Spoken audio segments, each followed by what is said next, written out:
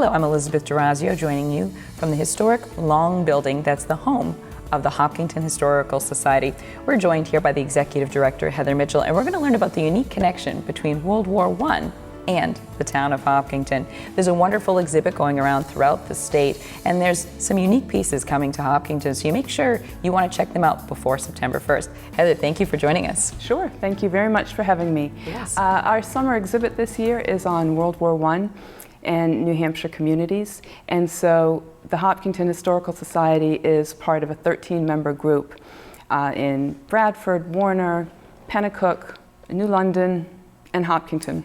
And so it's a collection of historical societies, museums, and libraries that are all focused on the effect of World War I on the home front. So what we're really trying to do is put the war in social context. So while in our exhibit and other exhibits we talk about the soldiers that were on the war front in Europe, we are really also focused on what was going on over here on the home front. And that's something that, recently, because we've had a culture and a generation now that's used to being at war, unfortunately, it's kind of brought that to the home front. What is it like for the military families back home? What is it like for the people back home? But looking back at World War I, when we didn't have the social media, when you didn't have the contact with someone who may be on the front lines, what were you doing here? I noticed on the way in you got a victory garden going. Absolutely, yes, we just got that going, and so similar to the way that victory gardens were the thing to do, they had meatless Mondays and wheatless Wednesdays, we wanted to sort of bring a visual to people today, what they could look like. And what we're trying to do is, and we're not trying to plant it to support ourselves, but the produce from the garden will be donated to the Hopkinton Food Pantry. Always a good cause. In Hopkinton, when you look at the monuments in town, there was a large contribution of families that sent sons, daughters, and people to the war. Absolutely, absolutely. There were actually 53 soldiers that served in World War I from Hopkinton and a nurse. And so we've through the volunteers that we've had work on the exhibit, we've researched all of the individuals that helped serve. And so it's really been a fascinating look at their lives and how the war affected them.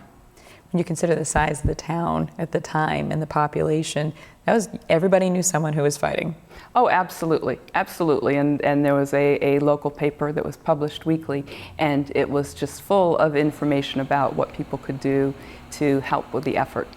Whether it was buying a Liberty Bond or knitting socks for soldiers or planting a garden, there were plenty of things that kept people active and involved. What was your favorite thing? I think my favorite thing would have to be some of the letters that we have in our collection that were written to one young woman, Rachel Johnson, who would have been 19 at the time, and she corresponded with at least 3 young men who served in different capacities in the war. And so it's just very Did she marry any of them when they came back? She did. She never married. Really? She never married. I think all 3 of the young men did, but they did not marry her.